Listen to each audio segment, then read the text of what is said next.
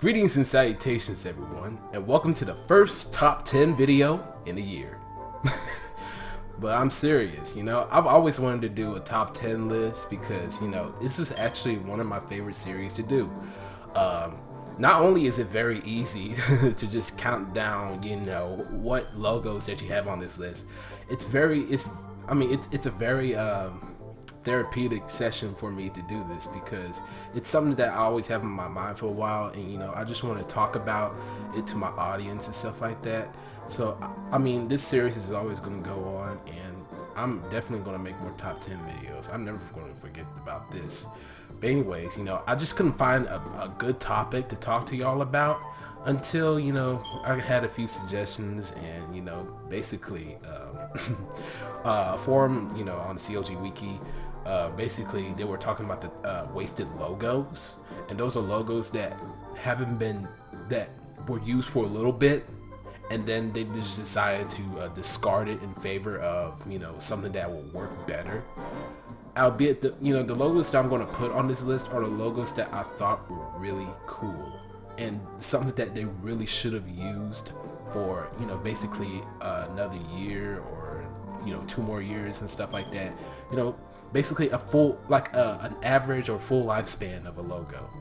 Normally logos that will be used for a long time are logos that are perfected.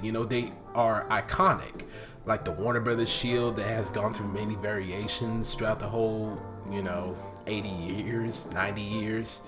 Same thing with Columbia Pictures, 20th Century Fox, Paramount. But these logos are just something that really should have been used for a little bit before they were discarded within a year that they have been used, sometimes even days. So that's the whole basis of this top 10, and I hope y'all enjoy this. If y'all have any suggestions, if y'all have any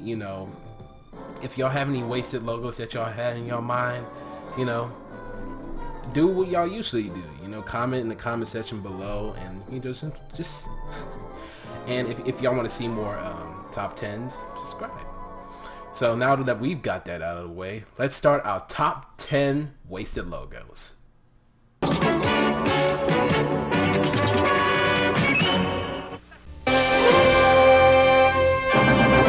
And our first logo on the list is TriStar Television, a logo that you probably have never seen before. If you around the logo community for about a year or two, maybe you might have stumbled across a mention of how TriStar Television have started. They first had their first incarnation when Columbia Pictures Television and TriStar was actually separate. TriStar in general started out as a joint venture between Columbia Pictures, HBO, and CBS. Basically, HBO sold off their share within the first year of the venture, and so did CBS later on. So that's how Columbia acquired full ownership from it, and basically TriStar Pictures was used as a shell company when Coca-Cola Company sold Columbia Pictures, they sold it off, but they really, in fact, they just spun it off.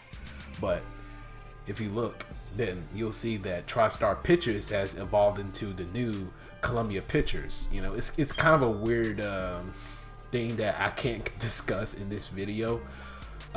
Probably in the future, maybe if we do a rise and fall.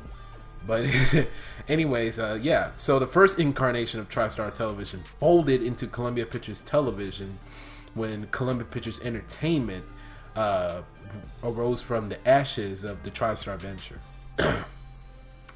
And so fast forward a few years later, Sony Pictures somehow formed from Columbia Pictures Entertainment, and basically TriStar Television was revived when New World Television sold off some of their shows to Sony Pictures.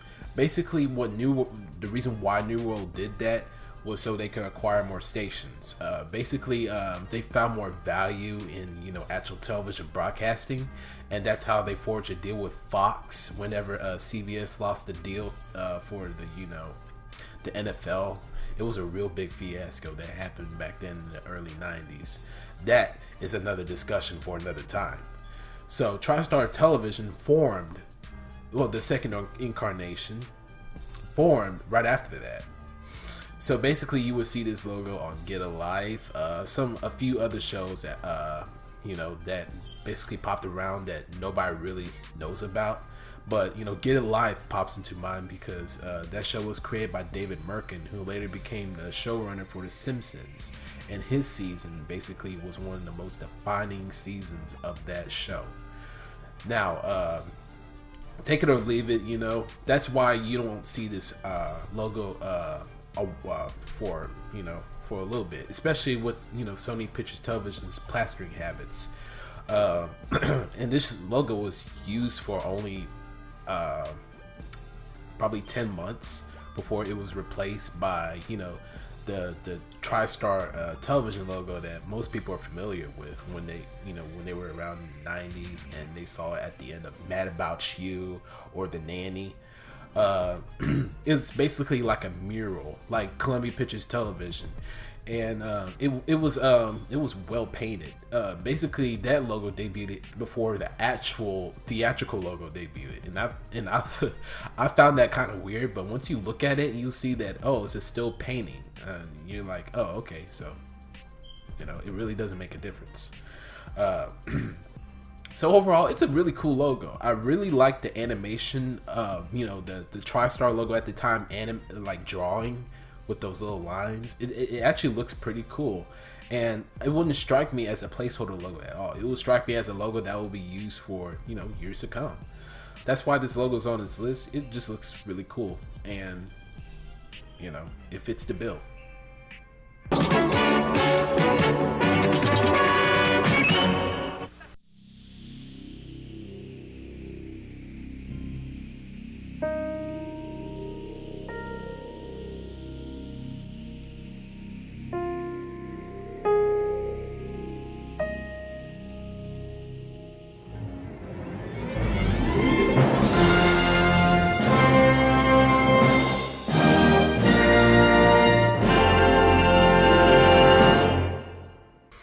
Number 9 is the United Artists logo from 1982. This logo is actually one of my all-time favorite logos, and it might be a spoiler because I'm very secretive about my favorite logos. And after seeing that, you would definitely see why, because it has one of the most uplifting and triumphant fanfares that you will ever hear for a logo. I mean, that is the logo that you would see whenever you're about to watch a movie. You're like, oh yeah, I'm about to watch a movie. You get all hyped up and stuff like that. It's that fanfare that just hooks you, man. And it has only been used for a year or a couple of films. But, those couple of films were, pretty notable. You got The Secret of Nim that used it, one of the greatest animated films of all time, and Rocky 3, it was weaker than the first two, but it was still a solid Rocky movie. It had Mr. T, for God's sakes. But I would put this logo higher on this list solely because it only been used for just 1 year. Around the time that United Artists had built that identity was when they were purchased by Metro-Goldwyn-Mayer. United Artists was almost bankrupted and it almost dissipated after the failure of Heaven's Gate. If you haven't heard of the movie, it was a movie that was very expensive to make, and it practically marked an end for the auteurs of the 1970s and directors first and stuff like that. Francis Ford Coppola, Martin Scorsese. Basically all those great filmmakers that made bank in the 70s because of their daring films. Heaven's Gate was a daring film, and basically it did not hook well audiences and almost bankrupted the studio. So after that,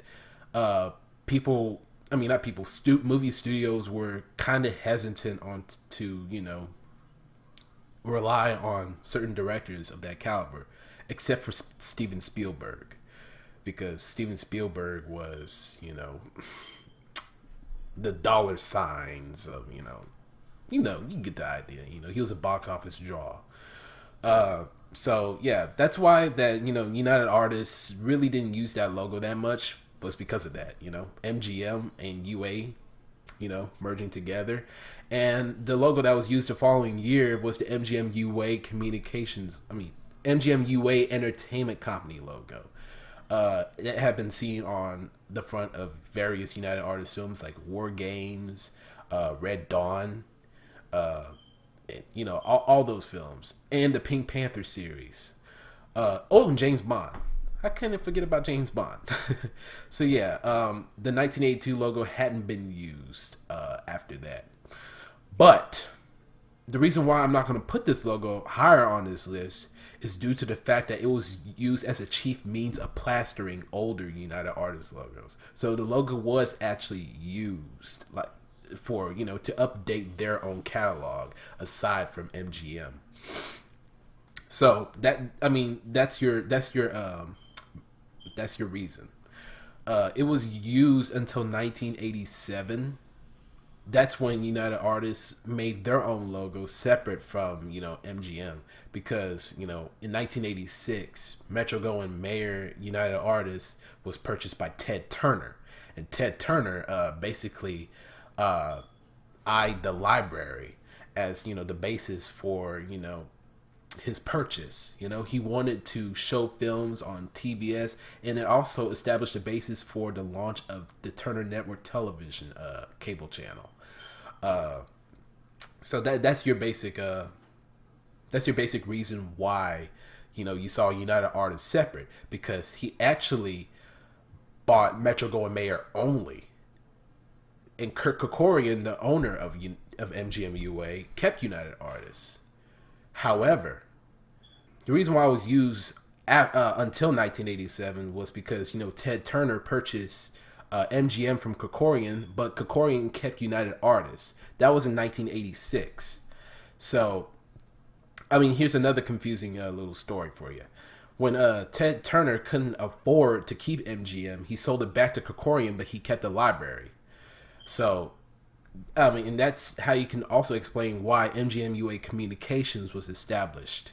Basically, United Artists was the principal buying partner in MGM.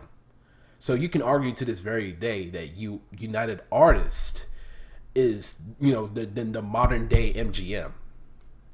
So solely after that, they used the familiar UA swoosh logo that was used until around 1993.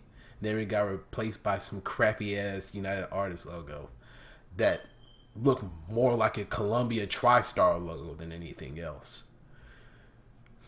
So yeah, that's my 2 cents on number 9. One of the greatest logos of all time, even though it looks simplistic, but the simplest solution is always the best solution to make whenever it comes to a logo. Just make it simple enough. Don't make it oversimplified. So that's my takeaway on it.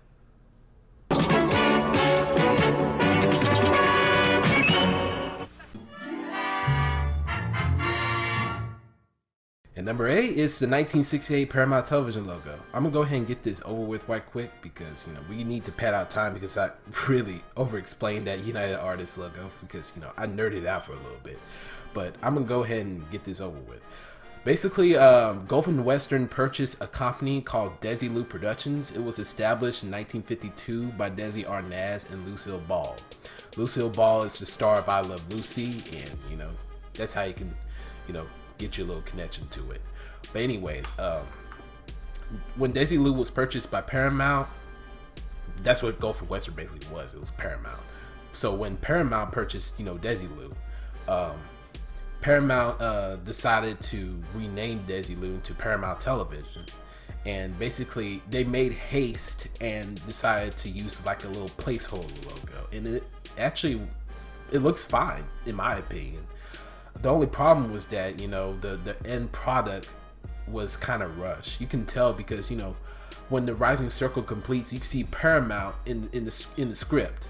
But after that, like a short split second, it was just transitioned to Paramount Television.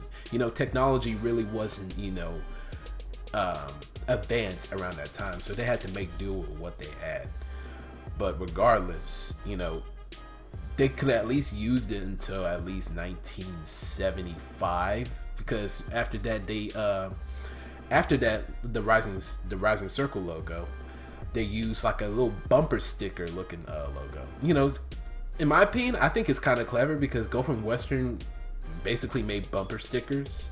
Well, that was one of their many products that they made. They were practically a conglomerate, but Go From Western used this logo, you know, to commemorate, you know, like a little, you know, we do that too, you know.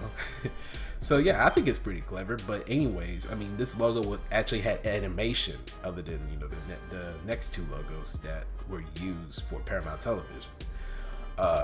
So you know, that's my takeaway on it.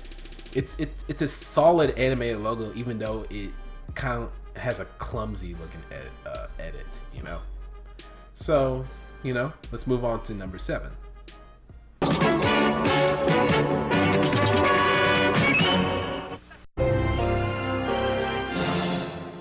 And now we move on to the Warner Bros. Television logo from 2005. So to commemorate the 50th anniversary of Warner Bros. Television, Warner Bros. Decided to do something special. Basically, what they took a CGI model of the Warner Bros. Television logo and they animated it to, you know, a properly, you know, well animated, well designed 50th anniversary logo. You know, just to make, you know, just to make do and, you know, just to play around a little bit and see what they have. Apparently, I don't think they liked it. So what they did is that the next following year, they were just using the logo that they had previous, you know. And in my opinion, I think that's just, it's a wasted effort, because I mean, it looks really good. It really does. The animated version, at least. The one that just sits still and then you have the sky looking, yeah, of course it looks cheesy, but you know, you just have to execute it well enough. And in my opinion, it looks just fine. In my opinion, they could have at least used it until around. They could have at least still had it. You know, it looks all right. You know, in my opinion, I really don't like still logos that much, because basically Warner Bros. Television has been using a variant of that still animated logo, well, the still picture of the shield, since 1984. I mean, if you just want to at least, you know, just use a still card, you know, you can do that. But when you're a major studio, you know, you got to elevate yourself a little bit. You know, you can't just use a still card. I mean, come on. What is this, 1940 something? I mean, come on now. I know I'm using that current year's stuff that, you know, people can't stand when it comes to an argument. It's starting to become a logical fallacy. But I mean, just look at other studios that are using, you know, logos, you know, like CBS Television Studios, Sony Pictures Television, even though they've been using the same damn logo for 15 years. And you got 20th Century Fox Television. Each and every single studio has their logo animated except for Warner Brothers Television. So I just want to get that off my chest. Maybe when AT&T purchases Time Warner and Warner Bros. Television wants to update their logo, then they can do that. Hopefully, you know, I can smell it around the corner.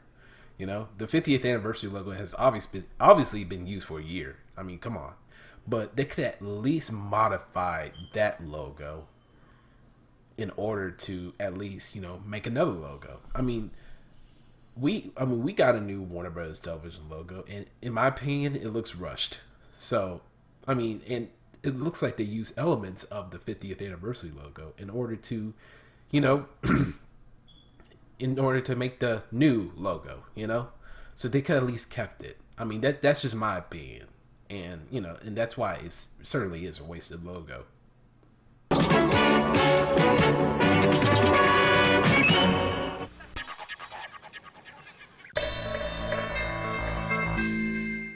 Now we move on to number 6, and it certainly is an interesting choice.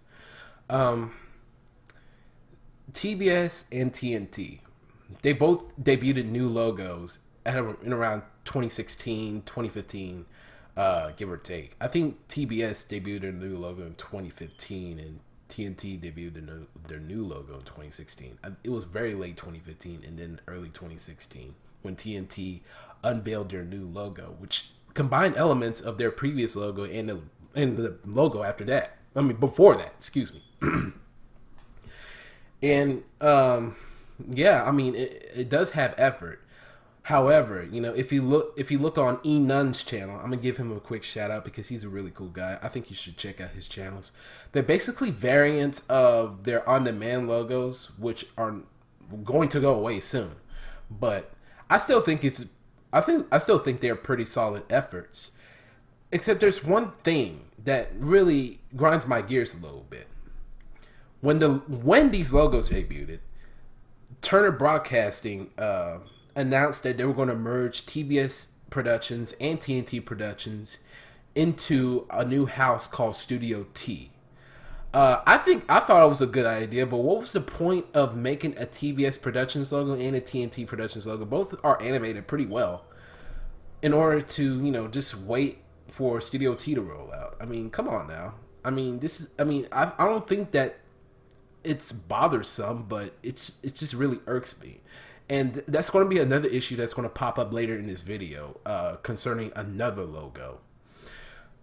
But basically, I thought it was pretty solid. But basically, they've been used for a couple months until Studio T made its debut. I think around September of 2016, if I'm not mistaken.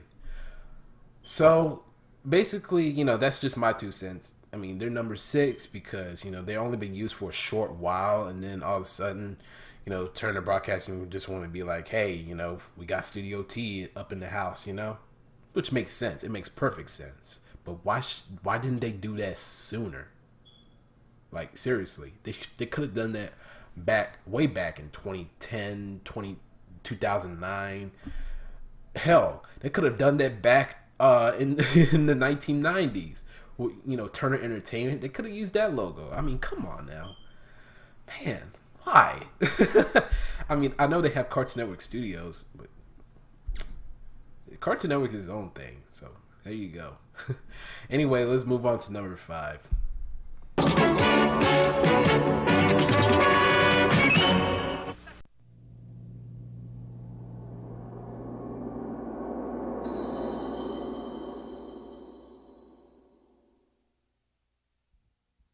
Now here's a logo that I'm particularly fond of. A logo that has only been used on 2 films. And that's that Touchstone logo that you just saw. It's a very dramatic logo. And it's very, I mean, it starts off on a blue screen and then it just all that weird ass sound effects. And basically that's what Touchstone reminds me of. That's an actual, thing that you would pop up in your mind whenever you think about like a jewel or certain sedimentary product of nature, and that Touchstone Pictures logo is actually pretty well done. I mean, it's cell animated. You can obviously tell. There's no scanimation involved at all, and I think it's pretty. It's a very pretty logo. I mean, if you look at the finished product, you can see that it kind of looks like it really does look very it does look very thought out because you saw like little concentric circles coming out, very pinkish looking, and it looks pretty cool. But that's when they decided, what, let's just scrap that logo a little bit because they probably thought it was too much of an eyesore, so they just decided to just do a simple logo, and that's how you get the Touchstone snake that just slides across the screen without without any warning, and I mean that too is a very good logo. albeit it doesn't really strike me as touchstone-y, it doesn't strike me as like a rock, it doesn't look like a rock either. It looks like putty more than anything else.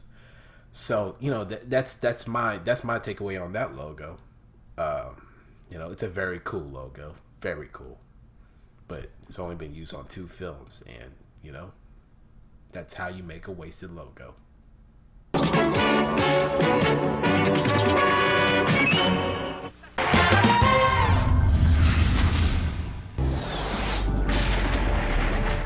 And now we move on to number 4, which is the 2006 King World logo. I like this logo a lot. I really do. It's very beautiful.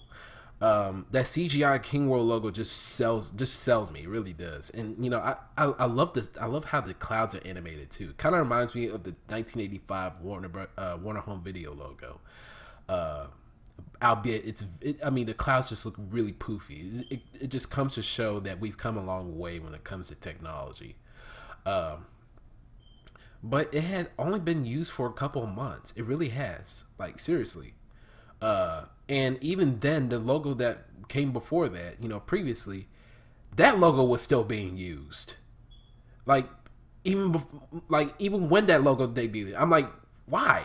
I mean, seriously, it was only it was seen on Dr. Phil, and basically, that's just, in my opinion, very stupid. But I mean, I just can't wrap my head around how this logo was, it was put out, and then a year afterwards, it just stopped being used. And I'll tell you why. And I lampshaded this a little bit when I put TBS Productions and TNT Productions on this list, for 2006. After this logo debuted, like way before that, CBS Corporation announced that CBS Paramount Domestic Television, which is the television distribution arm for CBS Paramount, and then you got King World, which was the television distribution arm for CBS before Viacom purchased CBS, because CBS purchased King World around 1999, and then it was completed in 2000. That was when the CBS Viacom merger was still being completed. But yeah, I mean, how can you have 2 distribution offices within the same television company? To this day, I still can't see how Viacom pulled that off, and how Paramount Domestic Television coexisted with King World. But I digress. Seriously, I'm getting really off topic. So basically, CBS Corporation announced that CBS Paramount Domestic Television, King World, and CBS Home Entertainment was going to merge into a single entity called CBS Television Distribution, just to focus it into just one distribution office, because they really didn't need 2. And let alone, why did they merge CBS Home Entertainment into CBS Television Distribution? I have no idea. But that's your basic get around it, and the logo wasn't unveiled until 2007. So that's the thing that I'm getting at. Like, why didn't they put out this King World logo? And as a matter of fact, if they knew that King World wasn't going to last until 2007, why did they put this logo out at all? That's what I'm trying to figure out. Is it's exactly that. The same scenario with TBS Productions and TNT Productions. But I mean, I love this logo. I really do. And it's a shame that you won't be able to see this logo ever again unless Wheel of Fortune and Jeopardy episodes from that era are reran like ever again. But you can see this logo on some TV and digital prints of Everybody Loves Raymond, albeit with the previous logo theme. It took me a while to find the actual proper logo theme for this logo, for this particular logo. And in my opinion, I think that's a doggone shame, because the previous theme does fit a little bit, but it doesn't match the overall style because the style was very calming and it was in the first place. So, you know, I'm just ranting here. I mean, this logo is number 4 for a reason. Like, it definitely is a wasted logo, and it's a prime example of that.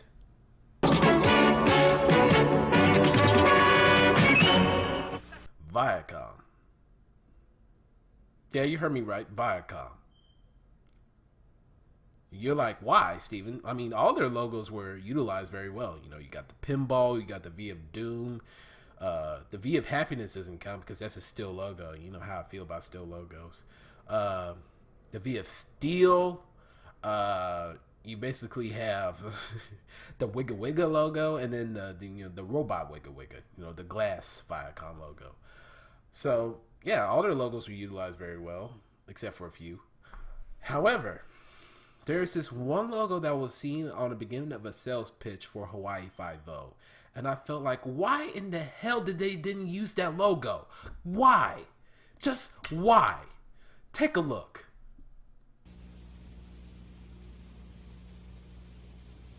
I mean, come on, look at that, man. Just look how beautiful that logo looks. It looks very well done. They use a rainbow motif, and it actually looks very good. Because if you look back on the V of Doom logo that was being used around that time, it was just a simple zoom in. And, you know, you got the timpanis and the synth, and, you know, and how, you know, that was being utilized in the logo that terrified a lot of children back then when they were watching Andy Griffith, Gunsmoke, Twilight Zone, My Three Sons, Canon, all those CBS shows that were being syndicated by Viacom around that time. But the reason why they didn't use that logo was because basically they were, you know, the V of Doom was already, you know, tacked on a lot of those shows to the point where they were like, you know, why should we update, you know, all of our master tapes with that logo? They could have done that, but they didn't. They could have used this as the Viacom Productions logo, you know, the logos that they were using for their network shows, but they didn't. Why didn't they do that? They could have done that. Why didn't they do that? So basically, you know, this logo I felt it shouldn't have been used for one time. Why? Just why? I mean, that's just a waste. It really was. And it doesn't have a theme attached to it, that's for sure. But if Viacom would have used this as, you know, a logo for their film division, hell yeah, they could have done that. But, you know, as they say, you know, another man's trash is another man's treasure. And this logo is definitely one to behold.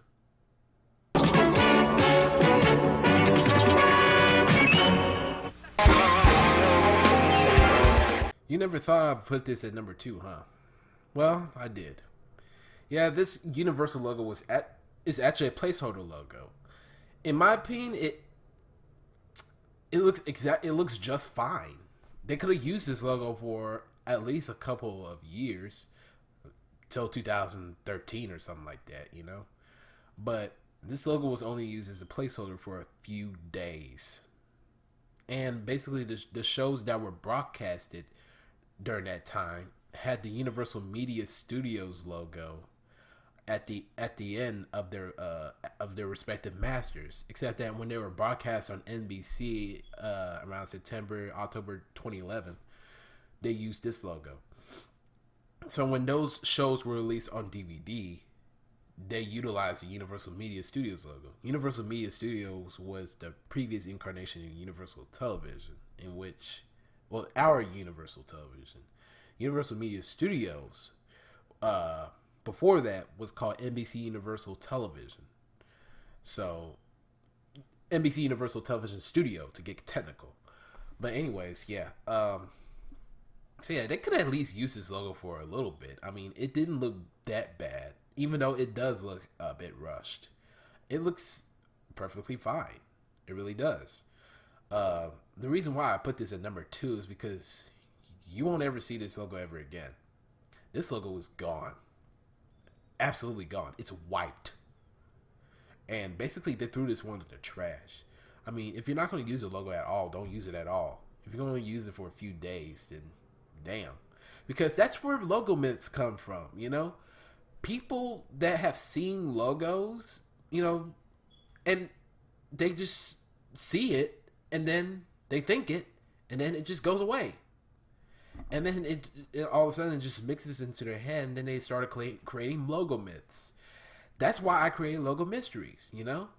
It's a good thing that we captured this logo because, you know, basically they're going to be like, oh, I remember this and that and this and that and the third. And me like, I don't think that logo exists because if it did, it would already popped up.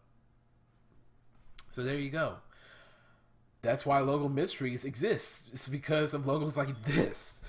Only been used for a few weeks and then all of a sudden it just disappeared from the face of the earth. So, yeah, I mean, come on now. I mean, just at least keep it for a while. I mean, I know that Pepsi 9072, shout out to you, by the way, has uploaded a clear-cut capture of this from a taping of the Jay Leno show. I mean, the Tonight Show with Jay Leno. I hate Jay Leno, by the way. He's a fucking asshole. But, you know, I think it's a wasted logo because it definitely was wasted. I mean, they threw this logo into the trash once they were done with it. And, you know, you won't ever see this logo ever again unless you stumble across something like that.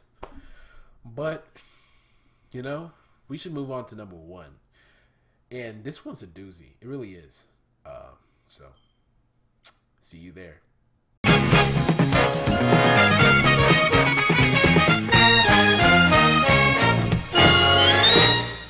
Number one is A Sight to Behold. Basically, this logo should have never been seen by anybody. Because, let me tell you something. This logo was only used for one day, twice. So, that equates to a total of 10 seconds it had been used until it was replaced by an even later logo. The logo that we're all familiar with when we see Thundercats, Silverhawks, or, you know, the comic strip, which is an obscure show, but we mostly see on Thundercats. So, here's number one.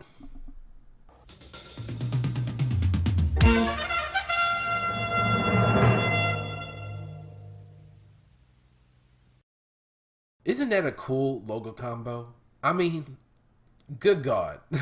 That is one of the most cathartic logo combos ever. One of the most cathartic. Basically what they did is that they took Chitara is a character on Thundercats, just in case y'all don't know who she's basically, you know, the token female, well, one of the token females of the whole cast.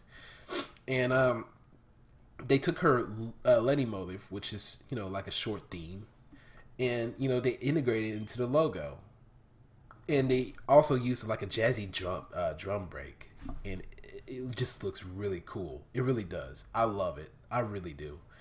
And the fact that it only been used for one day, really, just it really sets things off for me, because I'm like, why did you only use that for one day? It was very appropriate for 1985. But, you know, once you put things into perspective, you start to realize that, you know, maybe we really should pay attention to that, because nobody would have known about it, nor have most people seen it, because it was only used for, you know, the broadcast premiere of the pilot, which was January 23rd, 1985. The actual premiere for the show didn't come around until, you know, September of that same year, and that's when the familiar Rankin Bass Telepictures logo combo was used, the one that everybody remembers. You know, the synthesized oboe with the little line coming from the bottom of the screen, and it just bounces into, you know, the animated entertainment text, and that zoom in, and it says from Telepictures and all that. So yeah, that's the one that everybody's familiar with, and that's why when this logo was discovered, thank you, Tricky Mario, for doing that, for actually, you know, looking and then just seeing, and you're like, oh my God, that appeared. But yeah, I was very surprised when I saw that myself, because I didn't remember that logo at all when it was on Cartoon Network. So yeah, when that logo was discovered, people were like, "What the hell? This was seen at the end of Thundercats?" I don't remember that. Yeah, because the broadcast syndication premiere wasn't really shown in that many markets across the country. So, that's your explanation right there. And in my opinion, that's the epitome of a wasted logo because it was only used for one day. I mean, are you serious? That is crazy. So, that is a sight to behold. It really is. Because basically, once you think about it, this logo really shouldn't have been used. If they had, then, they could at least use it for the whole season, or 65 episodes. But, what they did is that they took the premiere and then they plastered the logo. Of course, that's what they had to do. They had to update their image, especially using a better logo combo in their minds.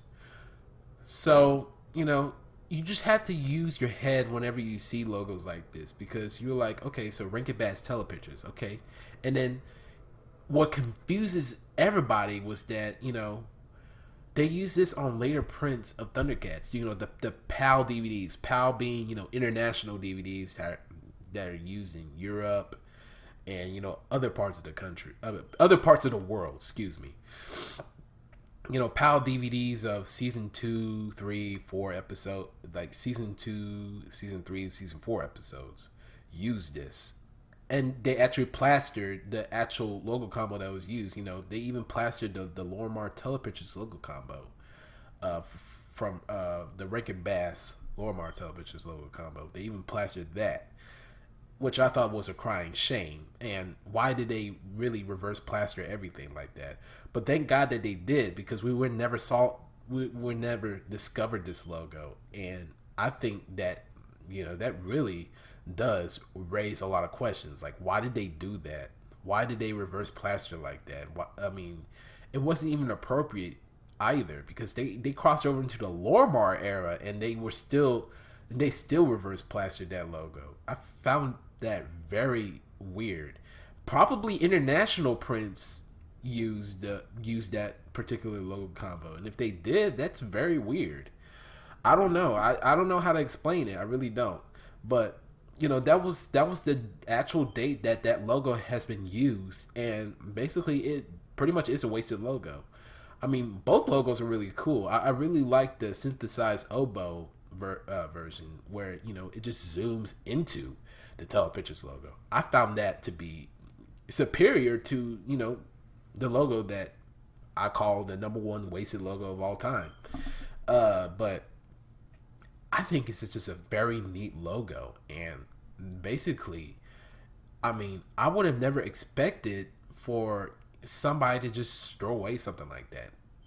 Come on now, it looks really cool. But anyways, that's just how it is. And even then, this was before Lorimar Telepictures became Lorimar Telepictures. So that's how you can know that that logo has only been used for a short time, but you were never expected to at least last for a day. So yeah, that's my takeaway on that. And that also completes my list. I actually have to add a feature into this special. It's going to be like a short little compilation, and yeah, I hope y'all enjoy it because these are the logos that I considered putting on this list, but I decided against it eventually and decided to go with the logos that eventually became on this list, that became a feature on this list. So here you are. Here are my nominees for my top 10 wasted logos.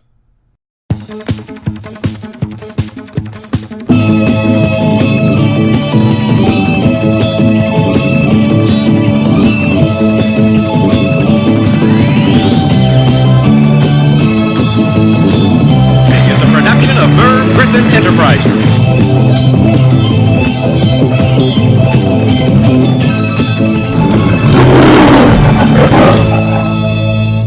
And there you have it. There is my my top 10 wasted logos of all time. If y'all have any additional suggestions y'all would like to make, like I stated in the beginning of this special, make sure you comment in the comment section below. What I want to do after this is that I will make my next video. It will be Identity Judgement, the first episode.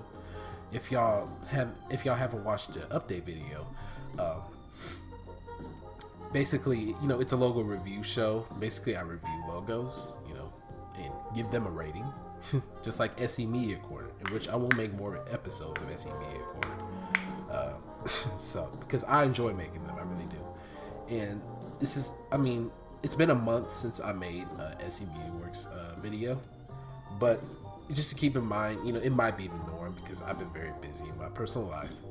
Just make sure y'all subscribe. You know, I really do appreciate y'all love and support, and you know, y'all been the best. I love you guys, and you know, y'all input means a lot, and you know, just make sure y'all, you know, keep giving me suggestions on what to do, and I'll consider it.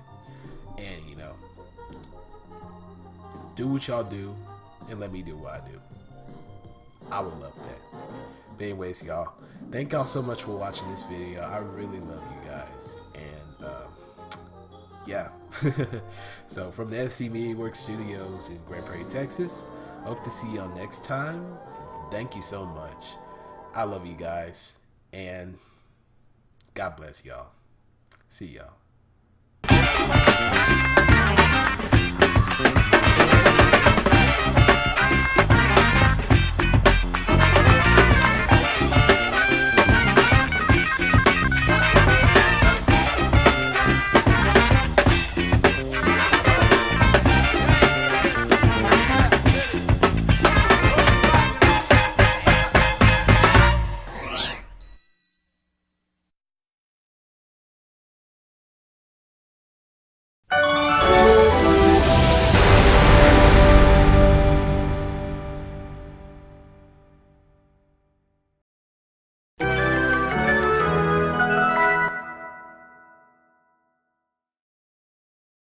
Bing, bing, bing, bong.